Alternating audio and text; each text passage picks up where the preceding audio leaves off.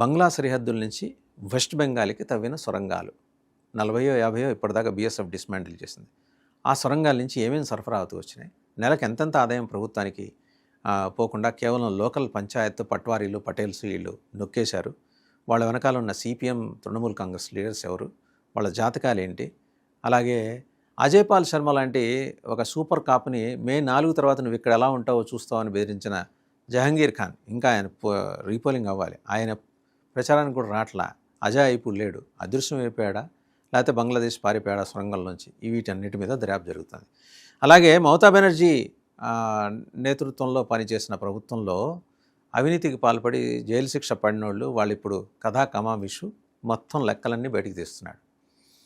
ఈడీని ఎదిరించి ఈడీ చేతిలో పేపర్లు లాక్కొని ఎవిడెన్స్ని డిస్మాంటిల్ చేసే ప్రయత్నం చేసిన వీరనారి మమతా బెనర్జీ, దీదీ మమతా బెనర్జీ, వారి గురించిన ఫైల్స్ అన్నీ రెడీ అవుతున్నాయి. లా అండ్ ఆర్డర్ తన దగ్గర పెట్టుకున్నారు. సువేంద్ర అధికారి ఇక్కడ చెప్పొచ్చేది ఏంటంటే లా అండ్ ఆర్డర్ ఆయన చేతిలోనే ఉంది. లా అండ్ ఆర్డర్ వైలేషన్కి పాల్పడే వాళ్ళు ఎవరైనా ఉపేక్షించేది లేదు.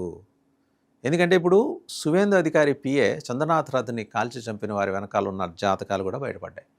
ఒకళ్ళొకళ్ళు బయటకు వస్తున్నారు. ఇది ఓవర్ నైట్ ఏమి మిరకిల్స్